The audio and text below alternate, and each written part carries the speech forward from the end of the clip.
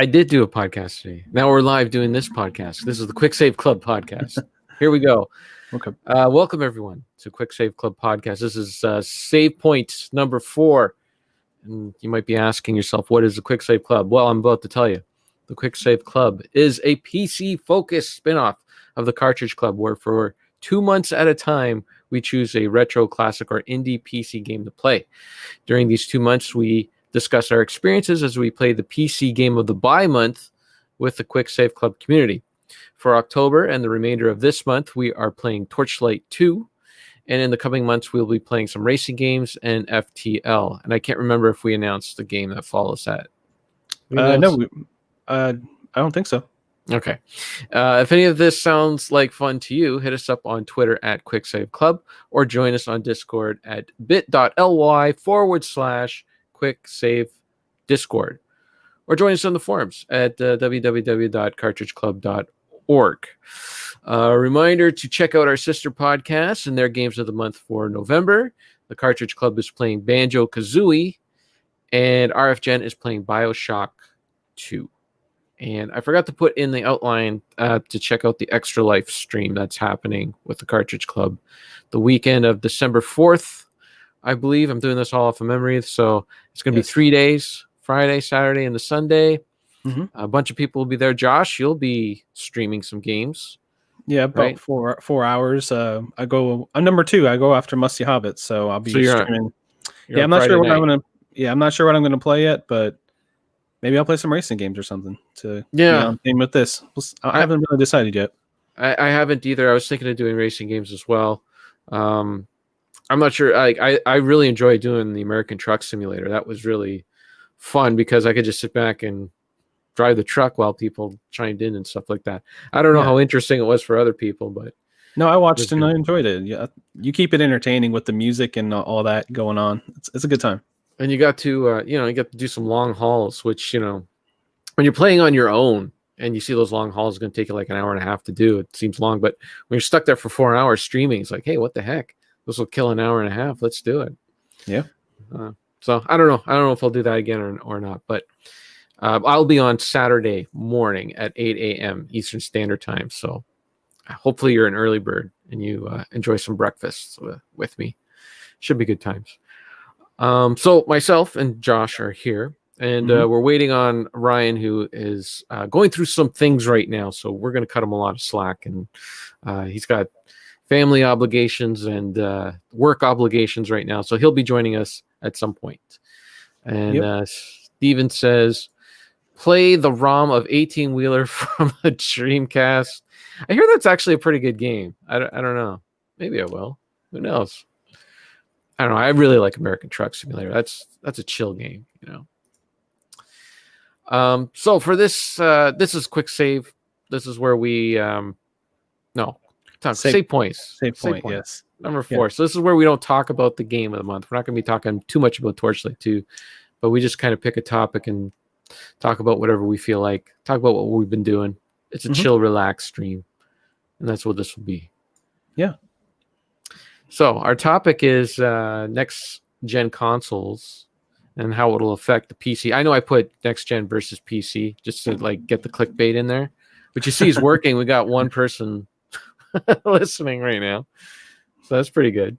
Yeah. But really, it's about how next gen is going to affect PC gaming. And you're the one who suggested this. So why did you want this topic? Because I feel like a lot of times when people compare PCs to consoles, they always say that the consoles are holding back PCs from, expanding, or actually it holds back game development, right? Because they can only. I hear something. I heard some feedback or something. No, you sound good to me. Oh, okay. Anyway, a lot of times when there's consoles, they say, okay, well, you can only develop so far because like the PS3 360 generation is a good example. Like they couldn't really do 1080p 60 very easily on those consoles. So it's like they're going to probably be 720p games at maybe 30 if you're lucky, and of course PC gaming was pretty popular then. And then of course the PlayStation 4 generation, PC gaming got even more intense, and like you can get like 4K 60, 4K 120, 144 hertz, all sorts of crazy stuff. So this gen coming up, it's kind of pushing even further because finally the consoles have an SSD. So it's like the games can actually be developed for SSD and then, go from there. So it makes the baseline a little bit higher every single time. Yeah, and I will say this time. Oh, look at this! This is good. This is good. Here we go. Hey, look who's here! Hi, can you hear me? We can hear you. Can you hear us? Yes. All right. The mic was being weird to me, so I don't know. Oh my god. Sounds like you had a busy evening. Whew, I'll tell you about it later. Okay, fair enough. You didn't miss much. We're only 5 minutes in, so you're good. Yeah, you just missed the sorry intro. about that. Yeah. No worries. No worries. We understand. All right. So yeah, we just started talking about PC games and how these next gen consoles are going to affect PC gaming, and Josh was making the point to how the consoles kind of raise the baseline for the PC games every time with the new generation. The baseline. The baseline. Okay. Yes. Yeah. Not the peak, but the baseline. But no, that is a good point, Josh, and I do think that in the previous generations, the consoles have held PC games back because consoles were also really the main focus of developers too. They weren't really focused on PC, but I think now there's enough of a separation. Like I feel like the games that come out on PC, like you look at, like, for instance, Fallout Las Vegas, which was a 10-year-old game. That is like the console holding back the PC game because it was definitely not optimized for a PC as well as it should have been. It was a little bit, but not as well as it should have been when it came to the controls. And you can run it at 4K, but there was no textures or anything there, like that was for a higher end PC.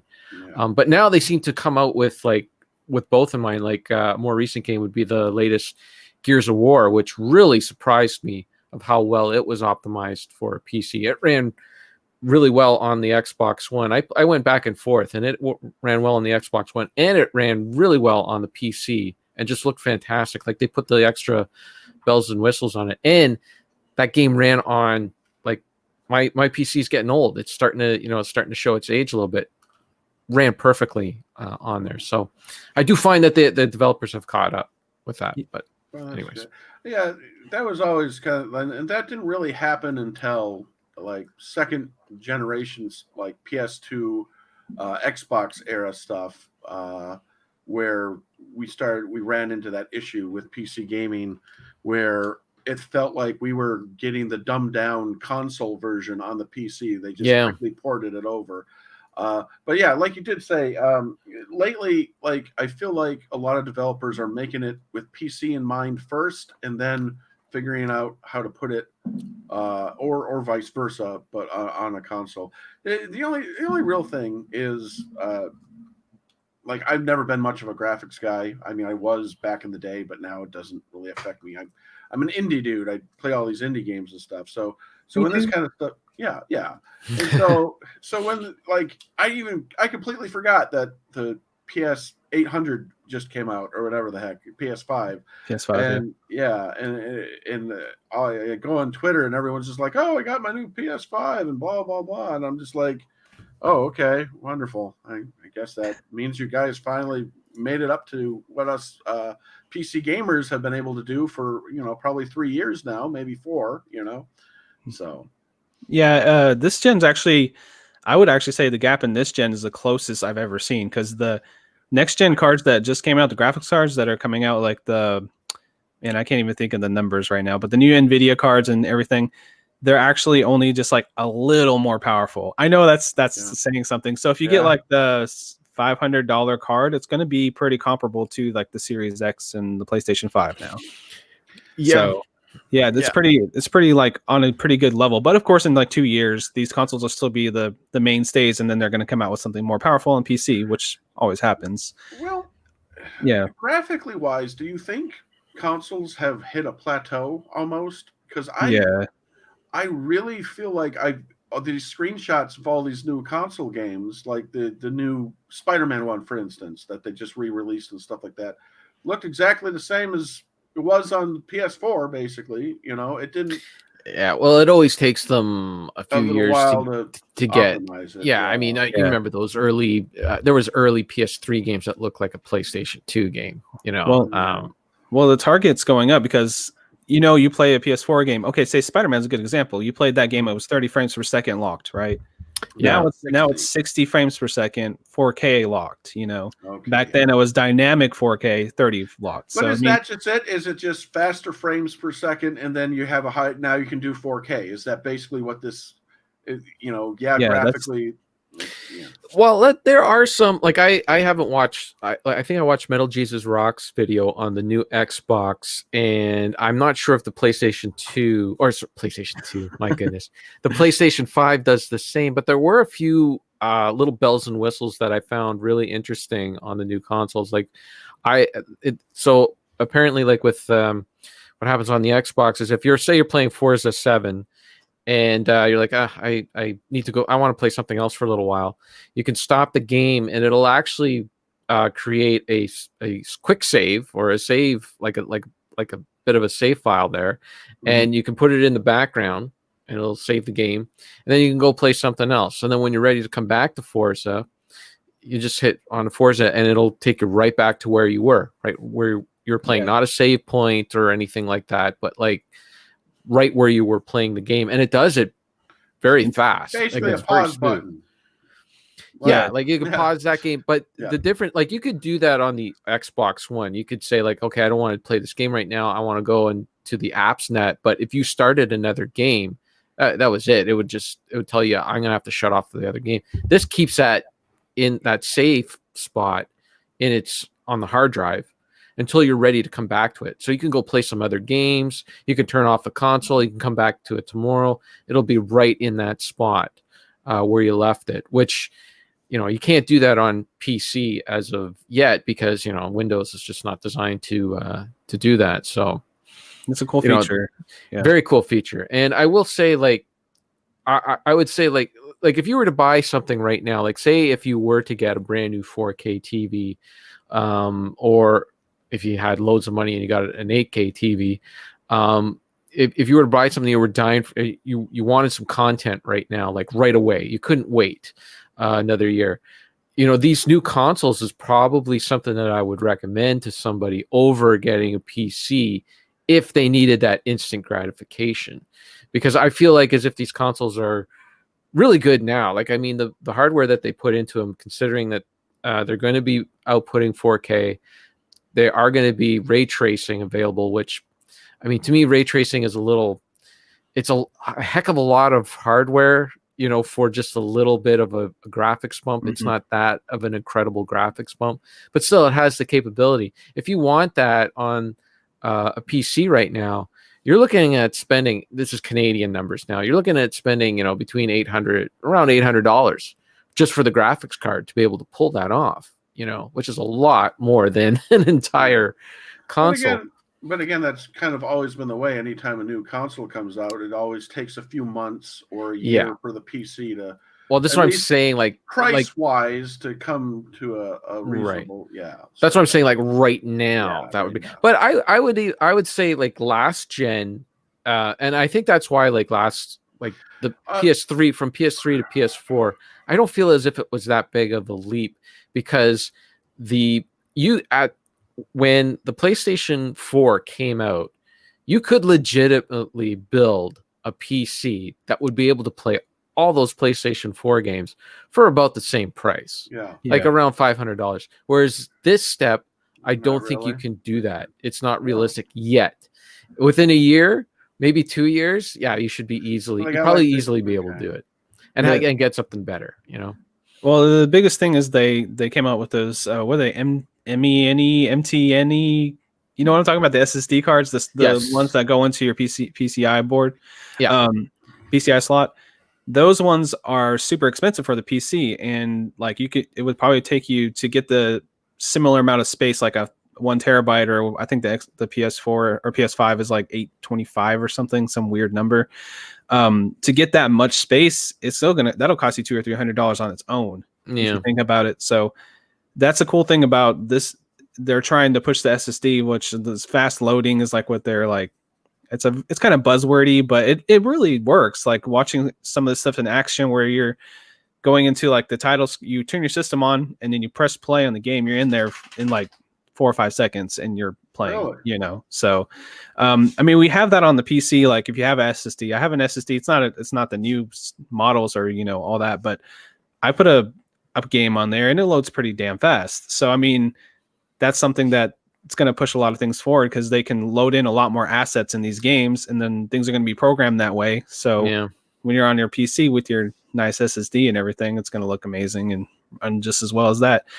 And another point I want to make is Xbox Series X is a really nice console. It's a beefy thing, but Game Pass is on PC and all of their first party titles are on PC also. Yeah.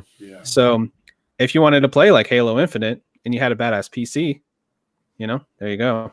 You can just pretty much just get Game Pass, go on there and play, and you just get a Xbox controller, and you're good to go.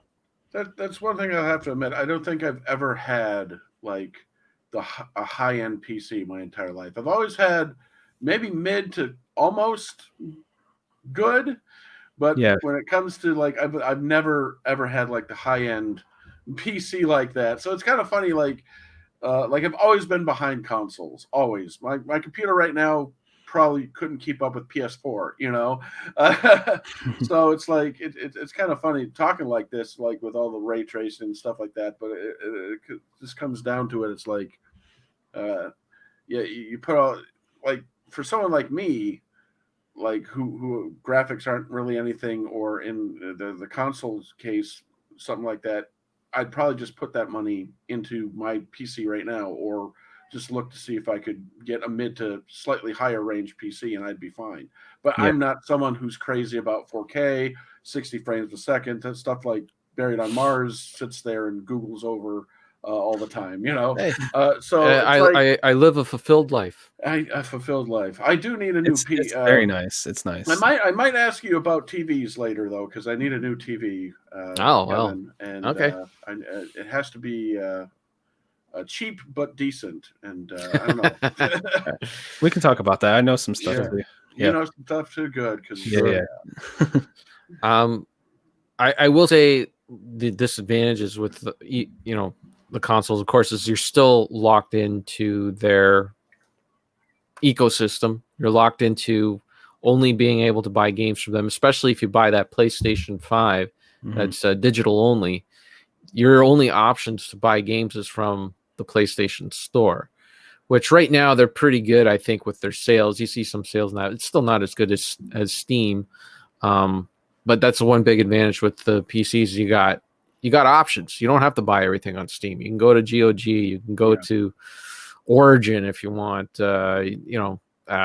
Epic Game Store. You have more options with the PC, and I think it's one of the questions, actually. I'll say that for later. Hello, Game Time with Kyle, and it's Rock. We got some people in here. Kyle, who says hello to Ryan, who's also in the chat. That's good. That's good. Good to see. So like for me, I really do like the PlayStation first party titles, and that's what draws me to PlayStation. And I do know that some of them are kind of bleeding over into PC. This is not a question. Is this for later on? You know what? Maybe we should just go through these questions, because Sky Captain asked us a bunch of questions. I had it over in the Ask Quick Save Club section, but they all related to our main topic. So I just threw them up in the main topic. So might as well just go through them. Okay. So he had a bunch of questions here. One of them was, are you getting a console and why? Ryan, are you going to get a console? Probably not. My kids pretty much play the Switch, and so they're happy with that. And like I mentioned earlier, if I was going to spend that money, I probably would put it towards either a new PC or updating my PC. Right. Instead, you just play Terraria anyway, right? I mean, again, I don't care about ray tracing. I don't care about 4K and crap like that. So, yeah, it'd be great if I could, play a modern game on ultra high, but if I have to play it on medium and it still runs fine, I'm good, So no, I won't be. My kids haven't been begging me for it, so they're still fine with their PC. In fact, my oldest actually wants a laptop for Christmas instead. He wants his own laptop. So that's get him playing the games of the month and.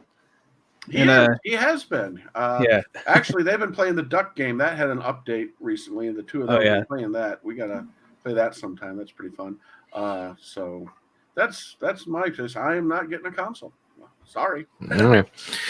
Well, we got to clear up like this 4K thing has been coming up quite a bit. And there's something we need to clear up a little bit. With these new consoles, we have to understand that the 4K 60 frames per second thing is all buzz right now. Whether these machines can actually pull that off, I understand it can pull it off with the PlayStation 4 game, but whether they'll be able to actually pull it off with next gen games is it's yet to be seen. Because if you remember back when the Xbox One, the original Xbox One, not the X, and the original PlayStation 4, VCR. not the Pro, yeah, those were supposed to, at the very least, we're supposed to pull off 1080p, 60 frames per second. And there were not a heck of a lot of games that can do it. There was a lot of 900p, or 720p, 30 frames per second. A lot of games were locked into 30 frames per second, which is very disappointing to see, including Spider-Man. So yeah. I remember there's I can't remember the YouTube channel name, but he would do a comparison between the Xbox, the PlayStation, and PC versions, all at the highest thing, and actually go through it and be like, well, see, this is, and it would go 30 frames, 720, even though it says it's supposed to be. And there's plenty of those out there probably, but yeah. So I remember that was the big controversy. Anytime a new game would come out, this guy would do the side by side and he'd nitpick it. They said it would do this, but it's not, Yeah. I do. Okay. So like, I know what a lot of games do when they're like getting more graphically intensive, they start putting more options in the menu. And I was thinking like, dude, like, why don't they just go super crazy on console and say, oh, you can turn anti-aliasing down, or you can do your own. That would be awesome. I wish they would do that. I know they won't, because they only I'll tell you why they don't do that is because, one, they don't want the consumer to go in there and mess around with things, and two, a lot of people who play console games don't want to have to think about that stuff, right? They just want to put the game in and not have to think about it. I mean, but if it'll give you some extra frames per second in a multiplayer game, a lot of people just don't care. They don't want to think about it. They don't want to deal. Do I have to turn this on and off? They don't want any more options than what they give. So what they give them is a very, streamlined experience. There's a couple of things that they are doing though. They do the new Spider-Man Miles Morales is a good example on that too. Is they have a performance mode and an optimized mode.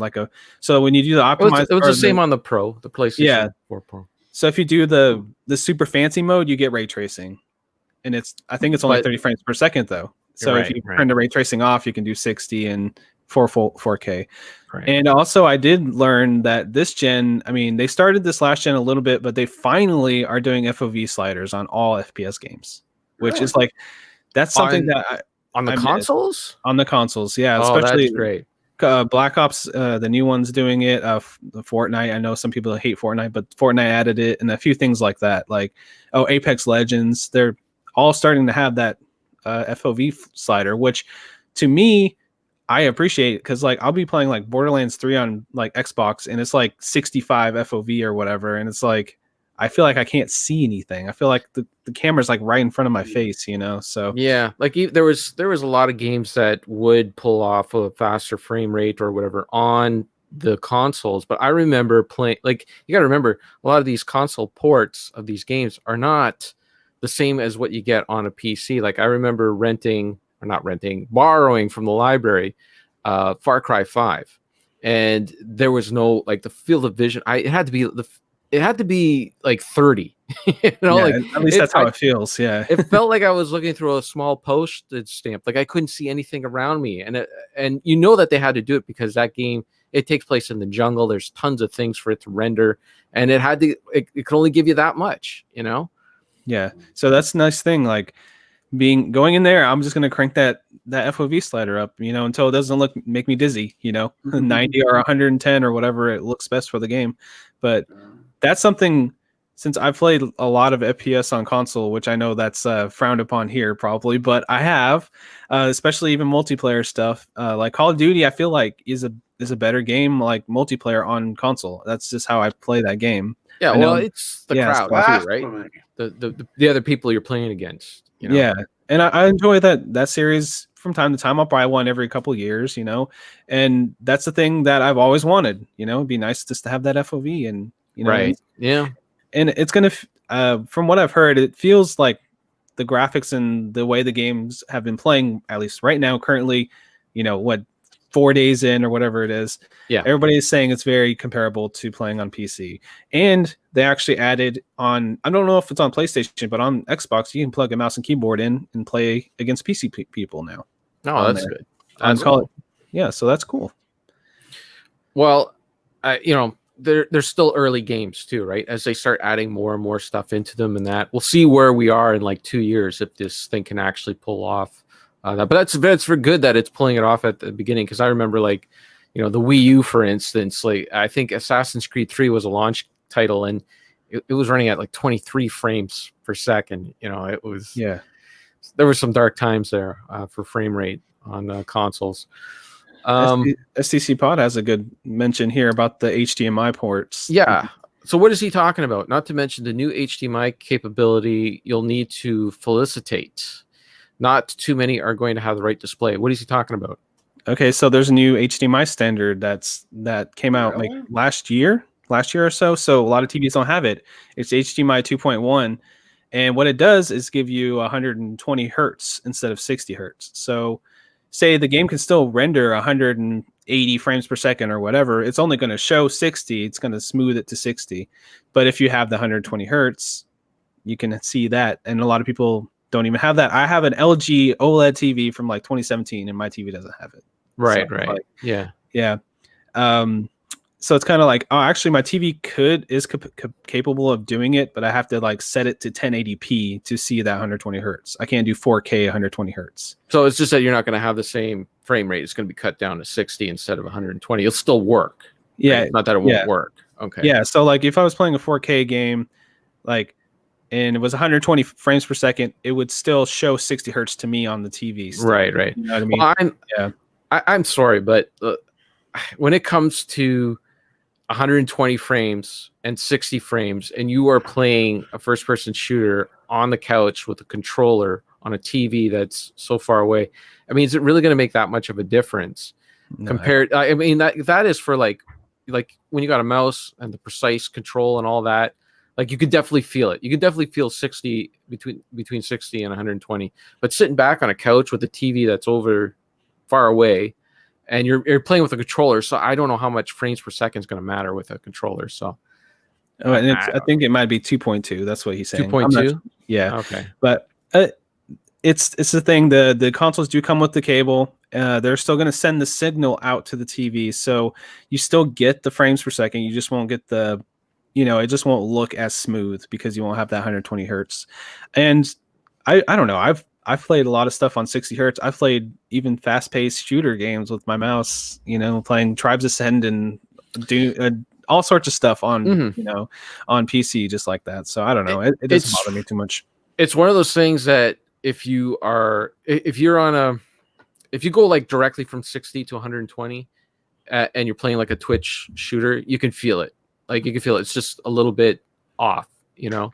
Yeah. But you got to go like back and forth to it. If you're, I mean, 60 is really good. You know, like it's double of what your eyes can process, you know, for the average human, you know. Yeah, and I mean it's like one of those things I don't have the money to upgrade, so I might be justifying it to myself like, nah, it's good enough. You know how it is, but it is good enough. It is good enough. My TV is beautiful, man. This thing, I sit down every once in a while. I'm just like, damn, this is amazing. The TV, you know. Yeah. So I think I'm still gonna have a good time even at 60. So even at 60. Kyle here has a good question too in the chat. Also, is it worth the extra cost for these new games to be 4K, 8K? Yeah.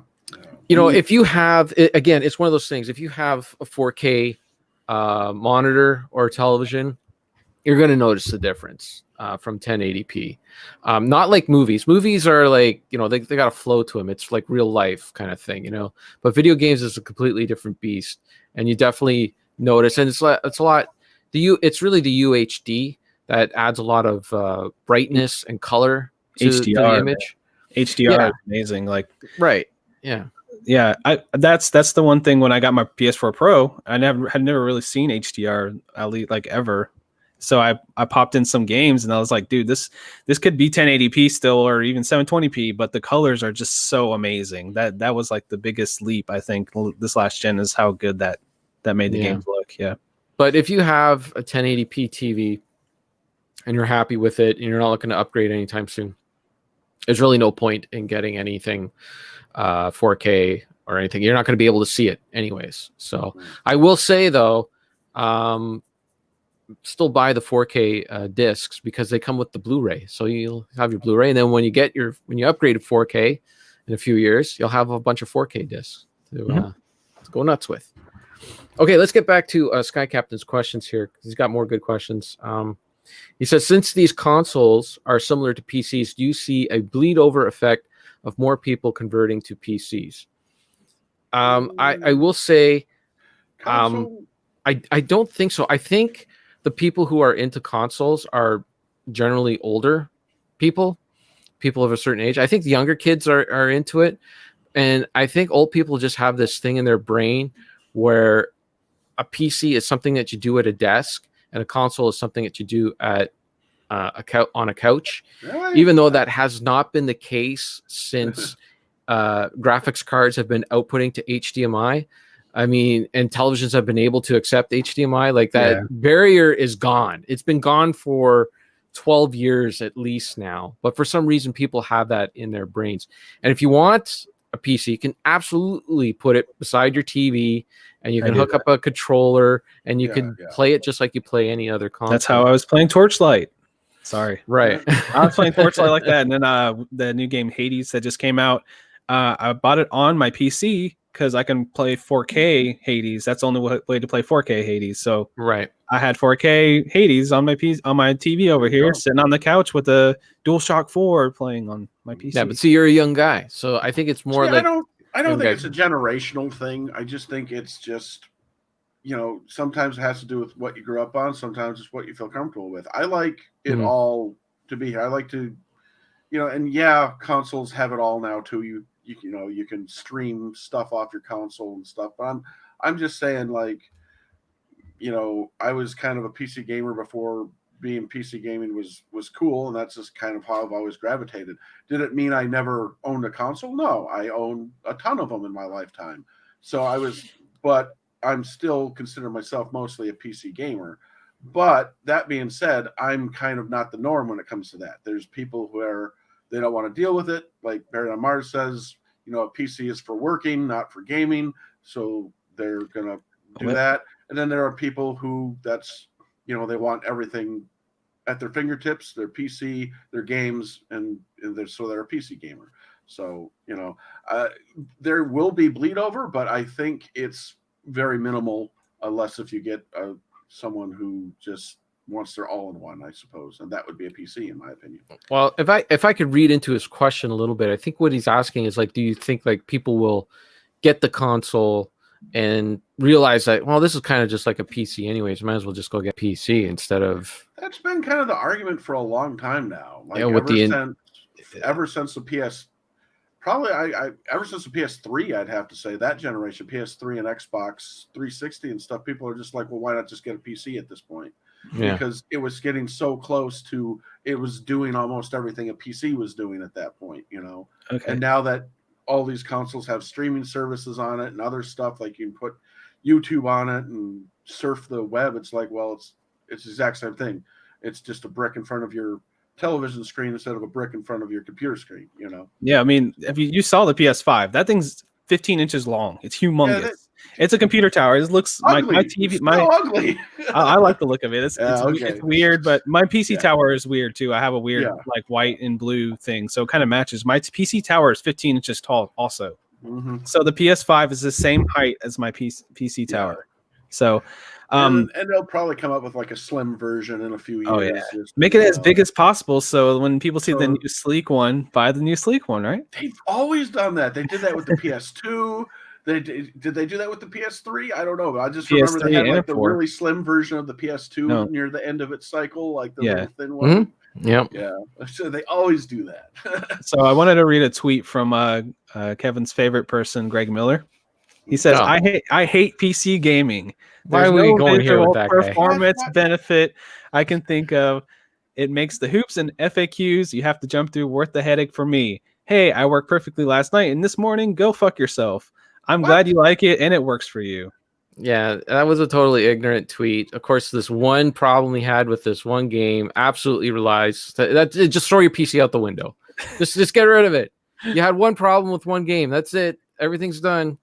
I mean, like, look, that's fine if that's how you feel, like that's your opinion, and that's why you don't want to play PC games. But to just, I don't know, for a guy that's supposed to be as well thought out as he is, with a following that he has, and to not open it up to any comments so people can, like, maybe, I don't know, Yeah. help him out, or maybe Yeah, you know, like what, tell him that troubleshoot or something. yeah, you know, no. So No, I Hey, do like that. Go ahead, man. No, I like the fact that sometimes you got to troubleshoot something on the PC, because that means you can do that on the PC. You can't do that on a console. You can't, you can't make your own patch for something on a console. There are homebrew patches for stuff that the developers will ignore a game, but the fans will take over and fix it for you. You can't do that on a console. You still can't. You can maybe, but it would probably involve some hacking, which would be more of a pain in the ass than if it was on a PC, Yeah, somebody yesterday just tweeted out about the Friday the 13th game and how the servers are being shut down for it. really? And they bought the game on the PlayStation 4 and they never played it. And now the servers are being shut down. And I'm thinking to myself, if you bought that on the PC, somebody's going to be running servers for that. Well, they are keeping the peer-to-peer on for that. So instead of it having, it's just they're turning the dedicated servers off. So it'll still work, but it won't be dedicated. Yeah. So you can still play with friends then. You just can't play with random people. Yeah. So I mean, there'll still be games you can join and stuff, but it just won't be as stable, because that's what the dedicated servers will do. Right. But yeah, I just figured out. Good thing that he mentioned is if there's enough following for a game, even if the developers stop supporting it on a PC, guess what? The fan community can make the servers, bring it back online, whatever. If it's dead, might be a little tough to do, but that's, again, something on a console. Probably you could still do it, but it would probably be more of a pain. So, I mean, yeah, it's true. But I mean, people do move on. I know, like, a lot of people like I play old games. I brought up Tribes of Sin because I was in a lobby playing that the other day because a bunch of people had brought it back from the dead. So that's good. Yeah, that's a fun game. Yeah, that's I love that the hit scan. That's a lot of fun. Yeah, that. Yeah, there'll never be a server shut down for Minecraft on the PC. There'll always be people playing that game for the rest of the time. I mean, as long as there's human beings, I guarantee you there'll be some Minecraft games happening somewhere. Okay, before we lose these comments here over in the chat section, Bill brings up a good point too about the 2.2. You'll need to upgrade your TV, your receiver, the cables. You'll need all the upgrades. But that's only if you want those extra frames. I'll just wait for the next HDMI and then upgrade then in like 8 years or whatever. Yeah. Rocket Sauce here says, why would I want to disconnect my computer to play it on a TV? I would need to set it back up at my desk when I was done gaming. No, you would not, because you would buy your work computer for your desk and your gaming PC for your TV. Or if you're gonna buy a work computer and a console anyways, you might as well get there are ways to stream to your TV as well. It's right there. My TV is right here by my desk. Right. So, you can stream just switch to your the cable TV over. as well. You No, know, it's just plugged in right now. Like I can just go put you guys up there if I wanted to right now. Right. Yeah. You could stream. you could stream to your, like, if you had the Steam Link or whatever. yeah. Yeah. You can get those for super cheap now because they don't sell them anymore. I'm sure. Or even you can even do it through a console, through the Yeah, they could do Xbox that. One or the PlayStation. No, I think just the Xbox One you can do it with. But yeah, that's what I just had a work PC at the desk, and then I would do the gaming PC at the. But now I don't even have one at the couch anymore. I don't even care. I prefer to play it on the desk, anyways, myself. Then there's cable management. Cable management is so easy now with the PC because it's just HDMI. You don't have the stupid audio cable and all that extra stuff. So if you have HDMI out and the power, and then you hook up you can hook up your keyboard and mouse with a little dongle receiver, wireless, and your game controller, wireless. You got two cables, the HDMI and the power. That's it. Game time with Kyle. He says, "Yeah, Ryan, just buy extra computers." In the chat. Hey, well, if you're going to buy a computer and a console, what's the difference? Yeah. There's no difference. I mean, if the work computer, you can get like $129 freaking laptop at Walmart, for God's sake. If it's just a work computer, you don't need a graphics card. You're just buying your regular computer, and then there you go. An extra computer. Why didn't I think of that? Yeah, they're not cut up to us. Yeah, I'm not cut up to our genius yet. I'm trying to buy a new computer. It's called a PS5, and they're very limited right now. So, damn. You don't even have to. You can just go and buy a computer. You don't even need to wait in line to get the PS5 or anything. Well, I mean, I want to play the new everything. I want the newness. Okay, so anyways, Sky Captain continues. He says, somewhat related to the PC bleed over question, with Microsoft, Xbox, and PC cross buy, play buy on the Xbox, play on PC. Anyways, he's talking about like how you can play. Like we were talking about, the Xbox games all coming to the PC, and then Sony has been dipping its toes into the water too. They brought Horizon Zero Dawn, among other games, over to the PC. My youngest really wants that Spider-Man game to come out on the PC because he loved he saw a trailer for it. And he's a big Spider-Man fan, and he's just like, "Oh, can we play that?" And I'm like, "I'm sorry, son, it's a PlayStation exclusive." What does that mean? And I had to sit him down and explain, when a greedy company wants you to buy their console and only their console. I have an old PS4 I could sell you for super cheap. Oh, really? Yeah. $2, $3? And reasonable, but here we go with the consoles again. Console is probably cheaper. And again, it depends on what if you want the super high-end PC, then yeah, it's going to probably be cheaper. If you want the super duper everything caduper PC, of course it's going to be. Can you build a PC with an SSD and like a modern graphics card for $500? Can you? That's why I'm asking. Well, I'm not American, so okay. I don't know. So let's say I haven't looked at parts in a while. Canadian. I haven't worked at Staples in forever, so I couldn't tell you. But I'm saying, if you're fine with not having the top of the line and compromising, you could probably, for that amount, build a decent PC that will still play these games. It might not be like a 4K experience or whatever, but you'll still get a good experience. Okay. The Canadian price for the PS5 is $629. I didn't mean to cut you off for a third time. Sorry. Could you do it for $629? Yeah, so what am I buying? I'm buying just a hard drive.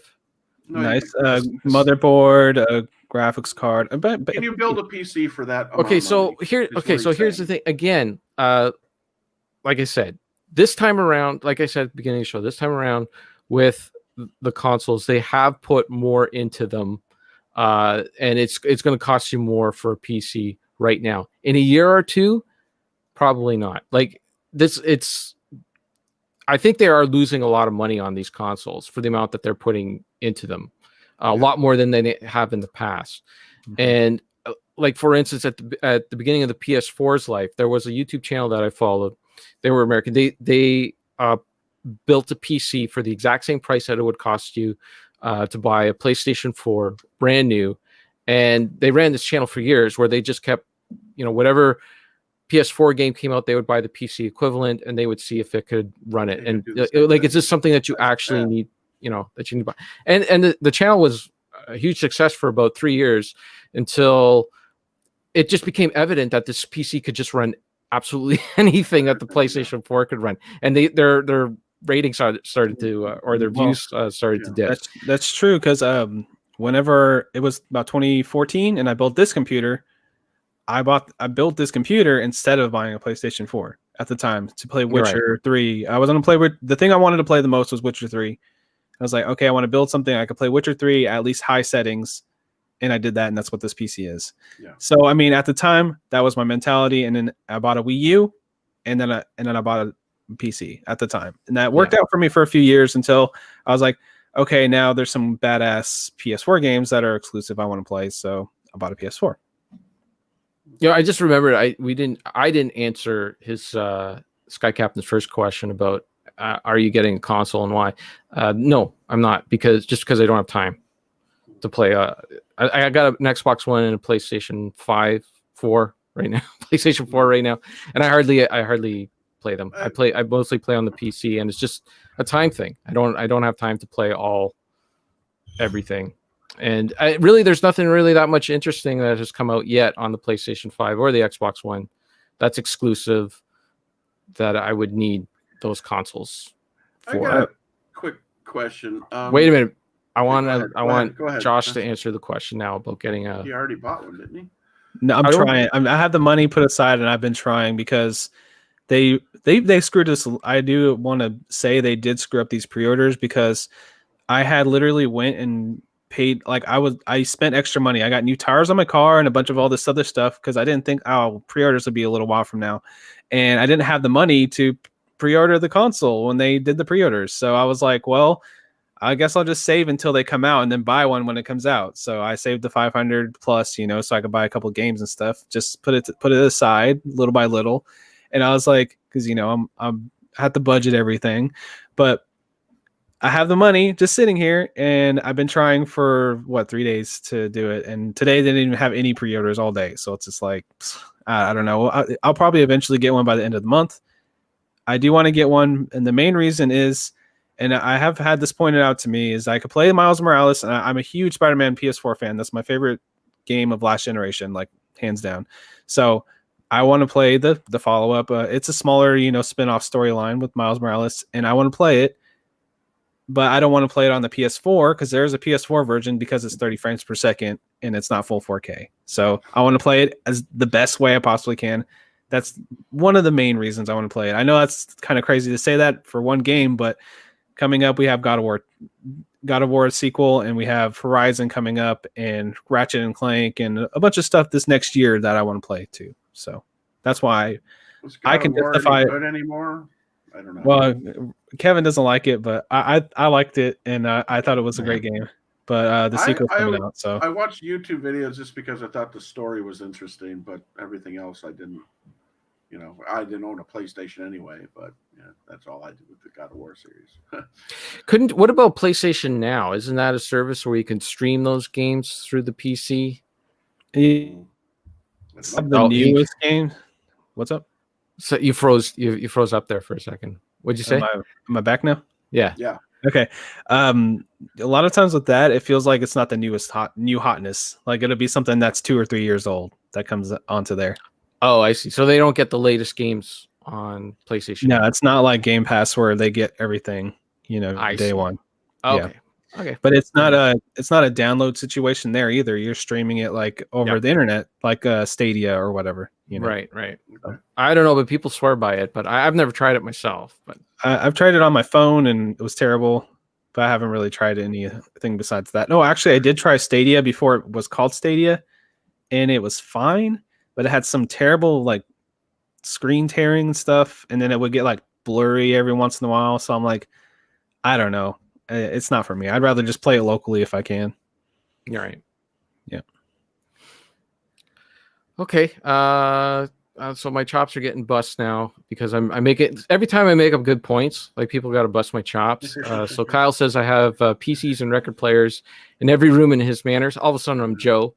This looks like Joe's place with my my carpet that's like my wife bought this when she was in college. That's how old this carpet is.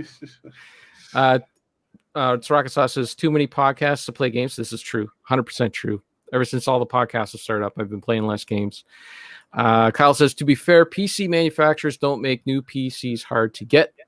This is true. There have been a bit of a shortage on a few graphics cards that had just come out this fall for the first time. Like people were having a really tough time to get these new graphics cards, but I think the manufacturers kind of undersold them just to make some buzz about them, because I don't think too many people were really interested in buying these high-end graphics cards. And also, like with just the landscape of where the world is this year, just anything like that is difficult anyway, I think.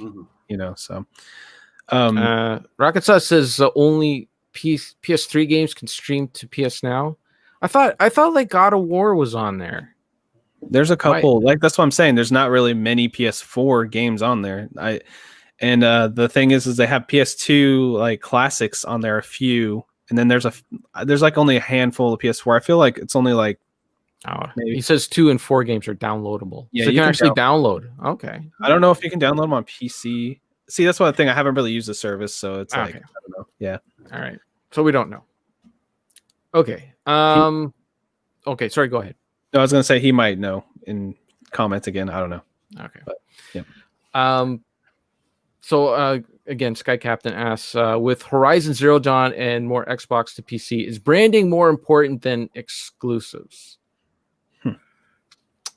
I'm not a fan of exclusives personally, so I would probably say branding, just because I hate the idea of everyone getting left out. Like I said, like with Spider-Man, and the fact that that'd be a game my son would absolutely love, but I have to explain to him, well, we can't buy that game because I don't have a PlayStation, I don't know. I think exclusives are still really important. I think like that is what really, like, if you think about like 2 generations ago, the Xbox 360 pretty much dominated that generation until they started losing exclusives and more of them started coming to the PlayStation 3 and then the PlayStation 4, that whole last generation. I mean, Xbox really was behind the ball with exclusives. Now, there were still some people that were dedicated to Xbox because they were right into the branding, more or less their ecosystem. They were more hooked on achievements and that kind of thing. Yeah. The controller, the controller's the thing. So or just plain loyalty, Yeah, but I think, the proof was in the sales. Like the PS4 definitely came back, with the Sony brand, and I think a lot of it had to do with those exclusives. So I think that's more of a console thing, though. On PC, we pretty much get everything. Unless it was Epic Game Store stuff when that first started, and people were complaining at the time, it's only on Epic Games. Which is kind of stupid because I mean you can still access it. It's not like as if you can't get it. I understand that you like 3 games on that. I can't remember. I haven't looked at. I haven't opened my Epic Games Store. They just gave away Ghostbusters like recently. Yeah. Oh, dang it! I've been behind. I probably missed a bunch of games I'm never going to ever play ever. Hey, they're free. You might as well grab them. But yeah, that was very, very dumb. And I understand how like people are loyal to Steam. Like they just like getting the Steam achievements, and their friends are there. They're like seeing like being able to interact with other people while they play their games and all that stuff. So I get it, but really it's a minor gripe. Instead of firing up this launcher, you fire up another launcher and play it. It's not like as if you got to buy a whole other console like you do. Well, GOG Galaxy, it puts it all together. It puts your Steam, your Epic, everything into one little thing. And so even that is now fairly streamlined, so you don't have to open every launcher in the world, which is kind of cool. Kyle here says a lot of Xbox people really just love Xbox. I gotta say that's the same for all the consoles, man. Yeah. I think the guy commenting above you there, Kyle, Rocket Sauce, seems to really love Sony. And then look at all the Nintendo fans in the Cartridge Club. I love There Sony are people. too, so. There are people that only play Nintendo games. They get excited when like a game that's been out for 10 years finally comes to Nintendo and they're able to play it. Hey, I was a Nintendo fanboy for the longest time. I was one of those few people that all my friends made fun of me because I bought a GameCube instead of a PlayStation 2. I was the only person that I knew that owned a GameCube. And I would haul, I would haul that thing around and stuff because it had the handle so you could carry it wherever you went. And I was proud of that GameCube, I love my GameCube, man. That was a great console. But speaking of GameCube, I bought the Super Mario All-Stars, which was just like 3 ports in one thing. I bought that. Well, I got it for my birthday, but still, I got it, and I've been playing that. Like, I was excited to play Super Mario 64 on my Switch. I don't know. I was a little excited about that. Yeah, no, there's no I have no problem with them bringing games, like porting games to new systems and bringing them to people. And hey, like finally these people get to play these games. It's more of like the attitude is this game never existed before until it came to a Nintendo console. And now all of a sudden, like it was, that's trash. Who would want to play that? Yeah, Nobody's going to play like, what? Oh, now it's Nintendo? Now it's on Nintendo. Now I love it. You get a Switch to play this game. It is so good. It's amazing, and it's like, it's a 10-year-old PC game, That's just the part that makes me shake my head a little. It's like, put it into some perspective, like just relax. Like everyone went nuts, and then this is just a Star Wars thing. But I remember when they started porting the old Star Wars first-person shooters to like the Switch and stuff like that. Jedi Knight, all those ones. Oh yeah. And then like they ported that to the Switch, and everyone's like, "This is amazing! They're finally blah blah." And it's like that game's been on PC for 100 years. For God's sake. With my buddies back in the day, that's a great game though. It is. It is. Yeah. Okay, so the final question from Sky Captain is: what hardware changes are you jealous of or would want to come to PCs, like the storage VRAM directly bypassing the CPU? I think we kind of answered that already with the game switching and stuff. But there's one more thing I did want to mention that would pertain to this is Xbox has something called Auto HDR. Have you heard of that? No. So pretty much any classic game, going back to all the games you can play on there. So if you pull up Banjo-Kazooie, on Rare Replay, they do this machine learning HDR. So it will take the brighter parts, make them more bright, and increase the color range and everything on all old games that don't have HDR. So when you go play like Geometry Wars 2, and it looks like a vector game or whatever, it'll look like that old school vector graphic because it's like more, bright. It makes everything, it basically just expands the brightness and the color palette of all old games, which is part of their backwards compatibility, which that would be awesome to have on PC and on PlayStation. That's something that's exclusive to Xbox that I'm a little jealous of because I'm not going to get an Xbox Series X probably for a year or 2 or whatever. So yeah, it is cool how it can you can get like an original Xbox game and throw it into the modern machines, and it'll download the latest version from the store, and you can play that. That is pretty cool. Yeah. But you can still do that on the PC though. You can go back to. I know, it's just that extra like added HDR, just like on a game that never was like made for HDR. Now you can see it with like this crazy new tech. That's cool. You can still do that with the PC. Just get the mod that somebody put in the 4K texture mod. Yeah, I don't know. I just thought it's cool. It's a cool little piece of tech they made. I hope more people do that for their like emulators and all sorts of stuff. I feel like that's something that should be plugged into everything later down the line. What now? I'm sorry, I had to take. No, it's just talking about this tech called Auto HDR, which makes old games have HDR. That's like a special AI that smooths it out. I've seen a bunch of videos with that. That is super cool. Yeah, so I was like thinking like that'd be cool to have on the PC, and then like emulator people get a hold of it, and then it can go to everything. I have seen people use that AI to use that on older games, even like 16-bit games and stuff like that. It's quite fascinating. Yeah, they did like a Cuphead. Like I saw a video, and there was like Cuphead with it, and then like just old school games. They had Ori and the Blind Forest and all that. But yeah, it's just something I want to mention to answer the question. Okay, sorry. No, you're good. I had a bratty kid that didn't want to go to bed. I had to go chase him upstairs. Gotta do your dad duties, man.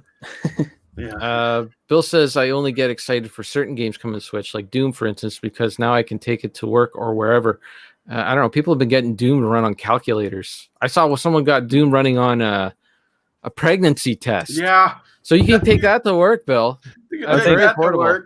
might be hold talking it up during you. the break. No, you can play Doom on everything. I love that. I love that little meme where people are just trying to put it on any It's little like, thing. and then Skyrim's like the more modern version of that, where they did like Skyrim Fridge Edition and stuff. Yeah. Oh yes, Yeah, I did. Yeah, I saw yeah. that. Okay. But You can start to continue. If you ever heard of the Raspberry Pi, that's a really versatile. If you're a do-it-yourself person, that's a very versatile thing. oh, And you no, can make your own. I don't think Bill is a very do-it-yourself Okay, guy. never No. mind. Well, look it up because you can make your own little handhelds with it and stuff like that. I made a little emulator out of a Nintendo cartridge that has everything up to N64 games on it. And stuff. Right, I But remember that. you can also put PC games and Minecraft on it. You can make your own little computer system. Yeah. They're not the most powerful things in the world, but people have made some amazing like handheld devices that are. I think that's one of our questions actually later that you're jumping into right I now. don't know that. I don't know. Yeah, Anyway, go ahead. we only sent you the outline for you to read. I didn't even look at the outline. I didn't have time to. That's why I mentioned it. Okay. Okay. Okay, so I think that is the whole conversation for. I think pretty much it seems like the baseline for games is going to be moved up again another step because we're going to have a new console generation. So that's what's going to happen with PC games. Your baseline is going to go up, and it's not going to affect me at all. I'm just going to keep playing old gen. Yeah, and, probably. Yeah, and 2D sprite games and indie games that can be ran on toasters. So like honestly, for me, I got so much. Here's the other thing too with getting a console and that. I don't even have like Xbox Game Pass or anything like that. I do get it once in a while when it's available for $1 when they say, hey, you can get it for $1 and I'll get it for a month or whatever. I'll buy that for $1. But I have so much invested already into Steam. There's like, I don't know, hundreds of games there that I haven't got to yet, and then on GOG and that. So I'm kind of in that ecosystem where it's like, there's no point in me spending money on things like PlayStation Plus and Game Passes and Nintendo Direct things or whatever the heck. Like, it's no point in me getting those things because I already got enough to do. It's already so. I literally have more games now than I ever have just on Steam, not counting GOG, not counting Epic Game Store. It's like if you would have went back to my 12-year-old self and said, hey, when you're 49 years old, you're going to have over 1,000 video games on your computer. Did you know that? And I would have said, no, that's insane. I barely have 5 games to run Nintendo now, but that would have blown my mind. 1,000 games. How many Commodore 64 discs would can you fit 1,000 games on? Exactly. And I'm probably missing a few, it's insane. Yeah. So I'm with you on that. I'm kind of in that ecosystem where it's like I get nostalgic and I want to play Mario, and I can only do that on, I'll get out the Wii and play Mario or something like that, or the Switch. You can still emulate it.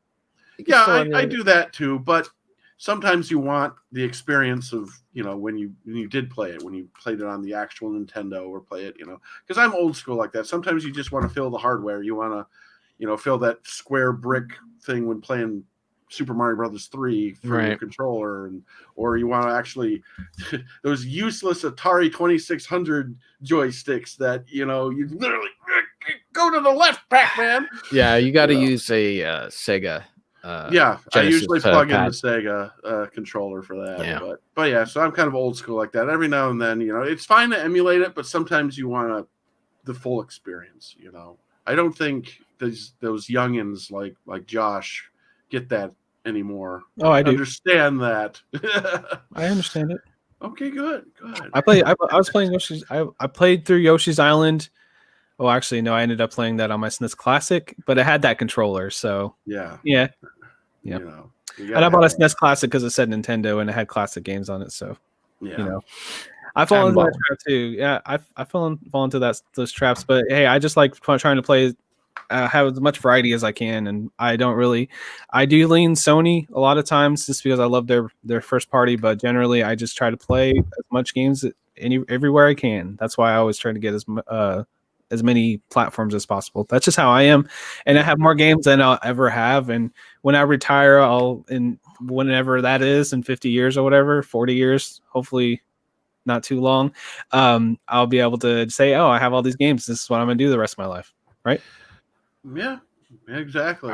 I'll be honest though. For me, like I've been really disappointed with the Sony exclusives. I know people love them; they love them to pieces, and I don't know. I just play them and I just find them bloated and boring. And like outside of Horizon Zero Dawn, which I thought was really good, and the Ratchet and Clank games, which they don't seem to want to make anymore, although they are coming out with a new one. But I don't know, with this new, it seems all gimmicky with this new controller and that. It doesn't seem like a Ratchet and Clank game. It seems like more like a spin-off game. I'll have to try that sometime. I love them. I love the Ratchet and Clank stuff. Those are just good times. But outside of those, PS4 one was good. Yeah. Oh, yeah. The PS4 one was good. What did I say? Yeah. PS4, PS5. PS5 one seems gimmicky. Like the one, I don't know. They got what is it with that controller? It can kind of move stuff in that. They're still stuck in the Nintendo Wii phase where they're trying to copy Nintendo with a controller that does like you could slide things off of it. There was some guy on our channel on my station that I work at. He was on our channel and he was showing like how it. Like it was some game that he was playing where you could pull back and then you let go and it like launches something like you're holding back on an elastic band. And I don't like this stuff is so gimmicky. I haven't tried it myself. I'm interested to try it, but it does sound gimmicky, but maybe it's cool. I don't know. I haven't tried it, so I can't really comment on it. Yeah. Fair enough. But I don't know. I don't find the Sony stuff. I just find it really bloated and boring. And then Microsoft, they're bringing all their stuff to the PC anyways. Just wait for that $1 thing and boom. And really for Microsoft, I tried to go back and play the Halo games, like when the Master Chief Collection came out on PC. I was like, all right, yeah, let's go back in here. I'm like, I don't really feel like. I think I played this enough. I don't really need to go back. And Halo 5, I'm sorry, was just not that great. I did enjoy the last Gears of War game. I thought that was really, really fun. Forza's great on Xbox. Forza's fantastic, but they always come out on PC now, so covered there. What about Last of Us? Do you like Last of Us? That's just a random thought, but Last of Us again, yeah, that was okay. It was just slow. Like it just felt like a really slow. You would probably hate the sequel. That thing is long. It's like 40 hours long almost. Yeah, see, and that's a big turnoff. Like I don't more story versus gameplay, or is it a good it's a good combination, I think. But so and the stories aren't very good. I keep going on about the story's so fantastic. The characters. I'm like, this is just. I feel like the first one is really great. It might be a little overhyped, but I still love it a lot, and I think the sequel is even better. But that's just my opinion. So. So there, I just want to run around and play Titan Quest. That's what I want to do. That's what I'm going to do. That's good times, man. We're into what we've been playing lately. That's what I've been playing. I've been playing Titan Quest. So I said something we could have played together. Well, I don't. We have the anniversary edition. We should be able to play together on that, dang nabbit. Yeah, I don't think Titan Quest doesn't work too well in co-op. It's not. No, Sarah and I tried all the time with my brother-in-law. We'd love playing that. It doesn't unlock the missions for you if you are the co-op partner. Like Sarah and I started playing it together, and it was unlocking stuff for me, but it wasn't unlocking stuff for her. So that was a big turn off for her. What we have been playing together though is that Van Helsing game. Any good? Yeah, it's really deep. There's a lot. I think I own it. I just haven't played it. It's one of those games I own, but I never played it. Got it for free or something. Comes up super dirt cheap on Steam, like $1.69 Canadian. So it's probably 99 cents in the States when it goes on sale. And yeah, we're having a lot of fun playing it. We're not too far into it though. I am worried because the game does seem a little deep that we are going to get stuck at some point because we might not be doing something correctly or something like that. Is it an action RPG? Yep, it is. And okay. I made the mistake of starting off as a mage, which seems to be like the hard mode in the game. It's one of those where depending on the class, it also kind of depends on the difficulty. Yeah. So Sarah's doing well because she's like a hack and slash character, a bit of a tank character, and she's doing okay. But I'm struggling with this stupid mage, and you can't change. And you're so far in, it's like I don't want to go back, and so Okay. Yeah. Well, I'll have to give it a shot. I just got to remember if I got it on GOG or if I have it on Steam. Yeah, but it's good. It's good action RPG. And then the other one I've been playing on my own is Titan Quest, and I'm like, I think on Act 3 or something like that. And that's another good action RPG. That's my speed. That's where I'm at. Just run up to a guy. Okay, I need you to do this. I left this thing in the cave, so go in the cave over there and take out all the beasts and get my thing. All right, that's what I'm doing. That's the story level I'm at. Nice. I don't need big, dramatic, crying people and all that stuff. Just yeah. I need to dive back into some more Torchlight. Maybe I'll try a live stream and do a late night live stream tonight or something. Torchlight was good times, but I got to save it for the next podcast. Yeah. Oh no, I know that. Yeah. Proteus came out on early access. That one first person shooter you were looking forward to, Barry, on Mars. Oh yeah. Yeah. So that's at early access now. I did get into the early beta, and is really it fun. Is it online only? It's, the beta? No. Okay. No, it's you can purchase it now. It's a little steep price wise for an early access because I think it's like $25, which I feel is kind of steep for early access. I might just be kind of prudish about it, but I just wanted to inform you with that, Kevin, because you were looking forward to that game. Yeah, I definitely gotta wait for sale though. Well, yeah, but I have played it and it's super fun. Yeah. I need to get used to the graphics because the graphics have that purposeful, really old looking game grain to it on purpose, and you can tone it down a bit. You can make it not so bad, but it's purposefully grainy, even though I hate that. Yeah. But they're making it, they're making a modern game trying to make it look like Doom kind of thing. But the weapons are super fun to use. Like, in a first person shooter, weapons make the game, because if you have a first person shooter and you get a dinky shotgun and you shoot a bad guy with it and it doesn't do anything, it just completely ruins your experience on a first person shooter.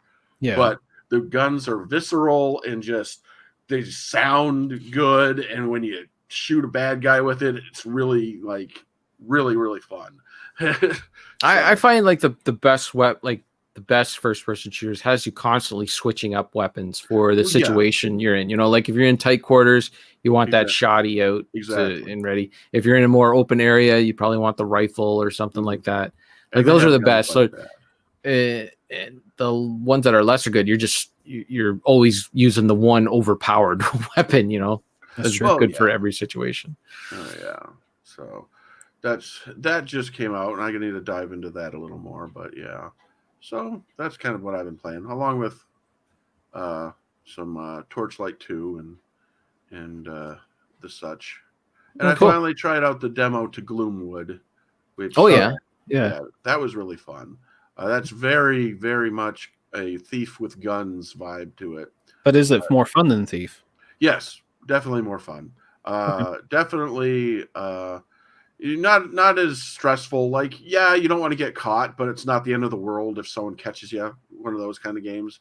You just, we're in Thief, where it had a very high learning curve to it, I guess. Where in this one, it's, more. So it's a free demo. Yeah, you can go on Steam and there's a demo for it right now, and you can get it for free. I don't know when it's coming out, but it was one of the ones on our radar. So yeah, nice. Cool. So recently I started a new podcast. Like I started another one. every other day I started another one. So I started an indie podcast, indie video game podcast. So I've been trying to go through some indie backlog stuff, and I've been playing weird stuff just because I can. I got a weird game for you then. Have you ever seen the game called Genital Jousting? Yes, I have. This game has a story mode. So basically, you're a dick with a butthole, and there's a storyline of this depressed dick trying to find love, and there's a storyline. It's like about an hour long. I played through that, and it was gross, but funny gross. the whole time. So I enjoyed that. That was fun. I had it and I bought it I think I bought it for 69 cents. Like that's the kind of game that they have in See, this. I've seen that game, and I'm sitting there. I'm just like, I just don't want someone to see on my Steam's friend list that all of a sudden it pops up in the corner that I'm playing genital jousting. You're playing it ironically. It's fun. I'm playing it ironically. It'd be the same as, I don't know. I'm just like, I couldn't bring myself to ever purchase that. So good on you. No, it was good. You did it. They actually made a pretty funny storyline. Like if you can get over the physics of it, I guess. It's a pretty cheesy but fun little thing that I did. And then I played through her story for the first time. Oh, nice. That's good. Yeah, I enjoyed that. Played a bunch of rounds of Among Us with Polykill people. And my kids want me to play that game so bad. I think that I kind of seen all of it. You know what I mean? Like it's fun and enjoyable with friends, but like I've kind of seen it enough. I played it probably like 3 or 4 hours, and I'm like, if they want to play it, I played it with Derek and creepy Josh for a night. And it's a thing. It's fun. Yeah, it's a thing, but cartoony characters. And then Hades, which I've been putting a lot of hours into. That's from Supergiant Games. It's a top-down game. It's a roguelike, which I'm kind of hit and miss on a roguelike, but this one's just been grabbing me. It's a lot of fun. The weapons are great.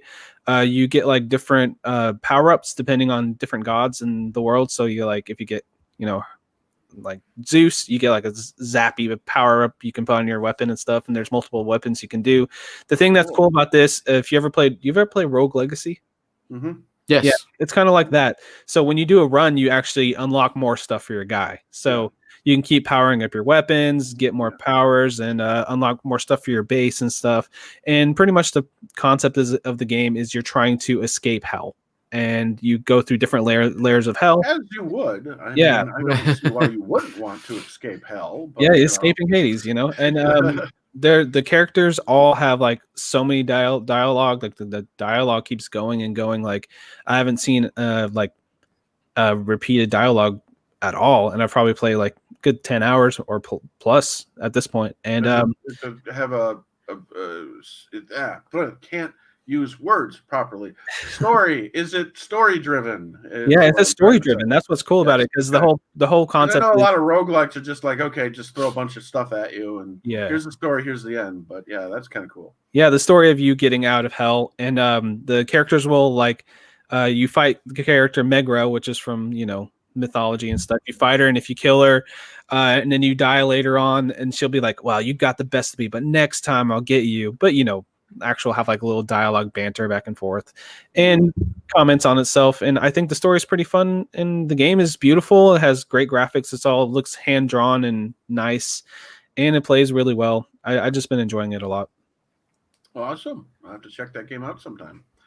That sounds like something right down my alley. You'd probably like it. It's like $20. It'll probably go on sale eventually. Roguelike games in me is weird. Like that seems like a genre I wouldn't think I'd like, but I really enjoy roguelike games. Like you would love this one. That's one of my favorites. Even though I hate super hard games for the sake of being hard, but for some reason, I got a ton of them that I really enjoy. It depends. Like I like stuff like Rogue Legacy, where you're constantly upgrading your character, so that in the next round you have a better shot of going further because you've improved your character. But stuff like Splunky, where you're just you're starting back at zero. Friends. That's fun when you play with someone. I don't have any friends. You don't have any. You just played that Among Us game with some people. They took pity on me, and I'll tell you, I needed an extra person.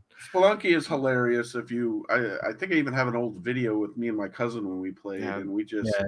I played Spelunky too. I bought that on the PlayStation though because it came out there. Spelunky too? Any good?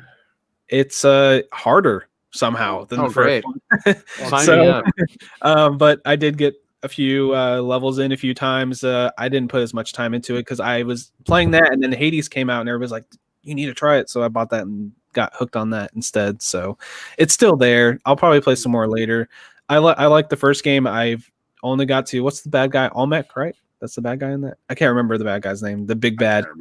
Yeah, but I got to him like one time and almost beat him back in the day, but it took so freaking long. So yeah, that's Fun watching people speed run that game. It's great that there are people who can speed run a game that everything's randomly generated. Yeah, That just baffles me. Like there's still strategy to that kind of stuff, but I always find that kind of stuff fascinating. Anyway, speed running is one of those things that's a fun little subculture of gaming. Yeah, I agree. Okay, is that all we've been playing? Yeah, pretty much. Okay. I've been playing Minecraft, but that's an obvious thing. Yeah, we already knew that. Yeah, you play Minecraft. Ryan plays Terraria, and never the two shall meet. Okay, so we got a couple of questions here from Ask Quick Save. They're questions from Cat Max. If you have a question for Quick Save Club, you can go over to our Discord server. It's bit.ly/Quick Save Club. You can go over there and ask, or you can ask us on Twitter. We might remember to answer it. These questions he asked, and then Alexander over on our Discord, I think he answered them for him.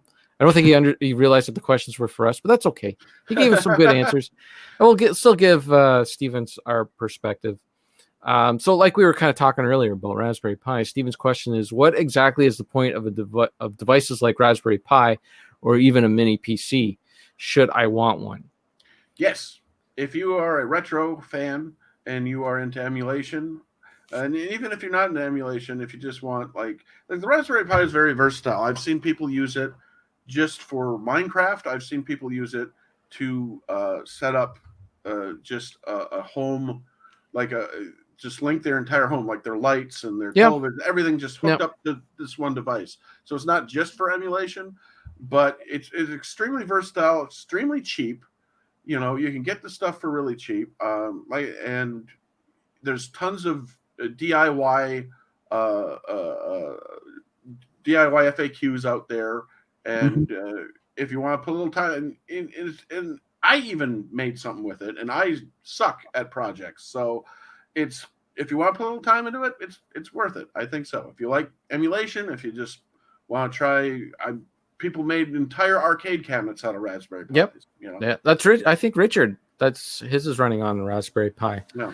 So they're imagination, man. You just need a little bit of imagination, and if you have I've always wanted to do this or whatever, or just like if you wanted to set up where you can stream music throughout your house. Yeah. You can put software on there. Some people use them as Plex servers.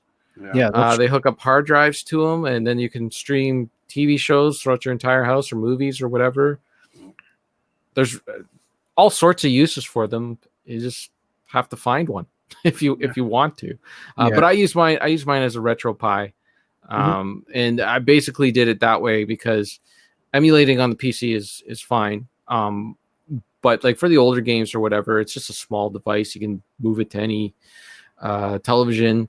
It's easy to stream with one. You hook it up to your stream card, and there you go. You're not having to worry about hooking up different machines and aspect ratios and all that. It'll output it everything at whatever you set it to. So it's useful. I like using RetroArch on my computer, but I have thought about doing that. It's probably one of those things I'm going to do down the line. It's like little tinkery things that I have in the back of my mind. I want to do is that, and I want to soft mod my Wii eventually, which I haven't done yet. But that's those two things. It's like when I get that tinkery itch, I'm definitely going to build myself a Retro Pi because soft modding the Wii will take you 15 minutes. Yeah, it's just downloading some software on an SD card. Yeah, boom, and I want to throw a hard drive on there with some games, like all the ones I own already, and then sell them off and stuff. So it'll take a little while, but I do want to do that because I have maybe 30 Wii games. I know this is a tangent, but I want to just all the ones I have, just put them on a hard drive, and then I can just sell them off and make some space in my apartment. Yeah, so I should probably do that too. I got about 100 Wii games, and I love them. I don't want to give them I don't want to give up the ability to play them. And they're Wii games are you can emulate Wii games on the PC, and some games are easier to do than others. But anything that has a lot of Wii waggle or whatever. I mean, I suppose you could get a sensor bar, and I've seen people do it where they've hooked up Wiimotes to a PC and done it that way. But IR sensors and stuff. Yeah. So, but the thing is with that software on the soft modded, you can throw your disk in there and it writes it directly to the drive for you. So it's just boop, boop, boop, and then Right, you right. get rid of the discs and you're done. Yeah. Yeah. So, Oh, I how was did thinking of doing the Mario 3D All Stars handle like the 3D controls for Galaxy on the oh, Switch? it's not too bad. You Lego use the Pro controls. controller. It has basically at the front. It has basically a IR sensor that the Switch can pick up. So the little pointer in the game, you use the Pro controller, or you can use the Joy Cons, which I found a little less intuitive. But for me, it was like you can. They bound the spin attack to Y, so you can just hit Y instead of like waggling it if you Oh want. man, So, that's so much better. Yeah. I So- love Galaxy. It's one of my favorite, but literally after long periods of time playing it, like I felt like my hand was going to fall off. yeah, and you Yeah. can I'm still, constantly doing this. yeah. You know? And then if you hit R button, the R1, R whatever, it pulls up the pointer. So if you want to pick up the gems, you can just kind of do with the motion controls, and then push R and it goes away, and then you just play. Oh, okay. Okay. So it makes it really easy. And that game's in 1080p, so that was another thing. I was like, it actually looks really nice on my TV and everything. So yeah, we're on a non-PC tangent now because of me, but that's okay. Yeah. It's actually because of Oh, the Raspberry Pi. We were Raspberry talking Pi about. questions. Yeah, that's true. That's true. Yes, definitely look up stuff online about it. There's so many different things you can do with it. Definitely worth doing. You gotta have a little bit of do it yourself in you a little and bit some of do it imagination. yourself. Stephen also asks the same questions about a tablet. They generally seem to be smartphones with bigger screens. They are. Pretty much are. Yeah. Sometimes they're a little more powerful, Mhm. can run a little better, but it's pretty much what you want to do with it. If you like, it's designed to be a page, so it's easier to read. If you're into reading a novel or looking up cookbooks or whatever. Yeah. But my wife uses her tablet all the time. She lies in bed and she watches shows on it. It's a lot bigger screen than a smartphone. Oh, So yeah. Yeah, I mean, I don't have a tablet. I never owned one, but the main reason I like the idea of having a tablet is I read graphic novels on my PC a lot, and novels Yeah. when I read, Yeah, and if my you're eyes gonna start be to reading, strain. My eyes start to strain. So it's like it'd be kind of nice to have something where I could lay down somewhere and turn the brightness down a little bit. Sure. And yeah, so I mean, and also I want to get an iPad later, probably so I can draw on there because the touch sensitive draw on the pencil and stuff is really nice for like artist stuff. So Oh yeah. yeah. So it has uses. There's reasons to own one. I could not read a book on my phone. I could not do that. I did it on the bus. I used to do that when I commuted on a bus, and I read like maybe 30 books on my phone, and I would get motion sickness every single time yeah. doing that. But Yeah. I did that back in the day, and it was a pain in the ass. So I remember reading the Mass Effect books on my phone, and it wasn't like a big phone like this. It was a small phone. Oh, wow. Yeah. But if I put it on its side and like I was scrolling, it made it look like I was like looking up an email for work. So it was good. I could just read Mass Effect books at work. And Mass Effect books. yeah. Did you hear they're apparently going to make a new one of those? they're something. remastering Are the they? trilogy. They're remastering the remastering? trilogy to 4K, updating all the assets, and they're gonna make a new Mass Effect down the line too. Oh, okay. Well, good. Never played it. Rocket Sauce just says about the soft modding your Wii, says it's pretty easy to do. And he did it so he could download games that are no longer available in the Wii shop. Yeah, like those all right, Konami TV games. shop, I tell you. Yeah, the Konami games. There was like a Castlevania and a couple other Yeah. ones. Yeah, so They're on my Wii U now because I converted them Yeah. to the Wii. But I whatever. should do that with mine. I need to do that. That Castlevania game is really fun. That It is. Castlevania Rebirth. Yeah, it's very. I still haven't beat it. I need to sit down. And you can always download it for the PC and emulate it on there, or you can even download it. I think you can get it on the Retro Pi too. Probably. They were all like digital inputs, So Yeah, I wouldn't Yeah. be surprised. okay, I'm growing. I'm fading fast. So Oh, no. and I want to find out Ryan's Patreon only story when we were. Patreon only. Yeah, that's right. when we stopped broadcasting. we got You a don't have new a listener in here, Nolan, and he said he's excited for Mass Effect. I just want to Now, know. all right. Well, So good. excited. So when is that? I guess that's going to be a next gen. I'm Yeah, assuming. it's actually. Yeah. I think it's supposed to be. It's going to be like a PS4 generation, but I bet they'll do a PS5 version too.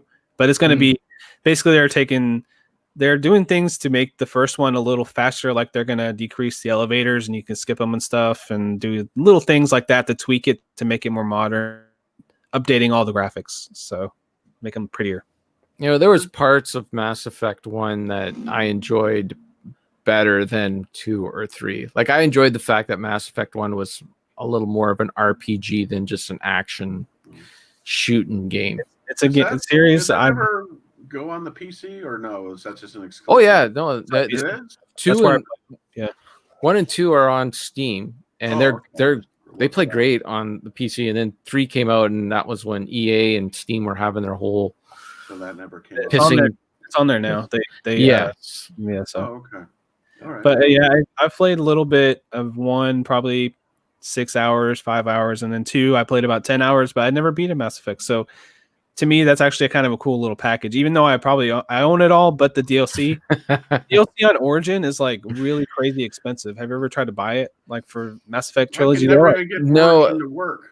So for Mass Effect, like that was when I was in my console phase. That's where I started. So and then your character carries over. So I played the entire series on the Xbox, and I got all the DLC on the Xbox. But I did play 1 and 2 on Steam, you know, with the intent of playing 3 whenever it came out on Steam. But it didn't for the longest time. I don't know if my save is still in the cloud or whatever. I don't know. So yeah, that Steam cloud is iffy. That was the thing that always stopped me from it, like getting too committed, because I'm like, there's like 4 DLCs and they're all $12. Like, am I gonna spend $48 just to see the entire? Even these DLCs are probably just little side stories or whatever. It's like, do I want to spend all this money just to get the full experience? I don't know. You know. So. Well, the DLC for 3 is a bit essential because that's where they actually finish the game. You know, so. Yeah. All right. Yeah. Anyways, yeah. All right. Let's wrap it up so I can go to bed. I know we were going to talk about Torchlight and general impressions and all that, but We'll do that. We'll do that. We'll talk about Torchlight. I will in the try next to episode. stream some Torchlight here in a little while after the stream is over with on Twitter. So I mean, at this point, all I could say is it's a really good game. It's really great. I will be streaming late night tonight. Just follow me on Retro Gamer Ranting on Twitch or Twitter, or I can't speak. Yeah, Twitch, and I'll be on tonight. I'll just put that out there. How about that? Okay, cool. Okay, I finished the game, so no, I finished it a long time ago. I'm just replaying the new character. I'm only a few hours in, but I'm liking it so far, and I plan to do a couple of binge sessions coming up. So, well, my finish is a new game plus. My finish is a new game plus. So there. Yeah, you probably. I mean, I'm liking it though, and I'm enjoying it, and it's fun. So, what difficulty are you playing on? Just basic, regular. Yeah. I accidentally am playing it on hard, and I never do that. I don't know. Well, you're supposed to get better drops. You're supposed to. So I'm doing the Berserker class. I've never done the Berserker class before, so I wanted to try a class I never did. I usually do the engineer or whatever the heck it is, the one where he has all the summons and stuff. So, but yeah. Rocket Sauce brings up a good point about Mass Effect 1. That stupid Mako. Get rid of that vehicle. Fit into the lava over and over again. That was definitely a part that dragged in Mass Effect 1. I'll give you that one. Okay. Right. I think that's it. I think we can crash the computer and listen to Ryan's stories and then go to bed. All right. Sound like a plan? All right. All right. Bye-bye. Thank you for Frantic. You got anything you want to plug? Or did you Frantic Society on Twitter, Indie Quest Podcast, and Frantic Thoughts Podcast. What episode number are you on Indie Quest? Because you just started, but it was like you're already on episode 5 or something like that. We're on episode 3. How do you just start a podcast and you're already on episode 3? 6 weeks. 6 weeks. We do it every weeks. Yeah, we've been doing it every other week. I just heard about it the other day.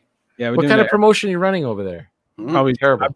I'm terrible. I can admit that. But yeah, who do you do that show with? It's Blink from Polykill. That guy. Blink, Polykill. Okay. Where did Blink come from? I never heard of him before. Now he's co-hosting all these shows. He was a streamer, and he was just kind of. And we just I was watching his streams for like a while, probably over a few months, and then I started talking to him on Discord, and we just became buddies, and we did a podcast together. So But isn't he co-hosting? Co-host Polykill. Yeah, like basically like the same exact time that I was trying to do this new thing too. But is it Polykill got that third guy, Brisk or Brit? Brisk. Like Yeah, he did. I don't know. He's been there for how long, and he doesn't get co-host. What's up with that? Well, I don't know. That's not my decision on that. I know one. I should really be asking Trav all this stuff, but I thought I'd just get the scoop from you. I thought we could get like the behind the scenes scoop. Lips are sealed. I don't know a lot about it, honestly. Lips are sealed. I know that Travis has I gotta hit end broadcast if I want to know the real story. No. Okay. All right. No, Well, sorry everyone. I gotta find out and then go to bed. All right. no, Thank you everyone for watching. Thank you, Thank you. Bill, Rocket Sauce, Nolan Grill, Kyle, all in the chat, and of course Steven Thanks, Eider, guys. who was waiting before we even started. Get on Awesome. there. All right. Sorry, it was late, guys. That was my fault. Oh, that's okay. We're used to it. All right. All right. Bye, everybody. Bye. Night.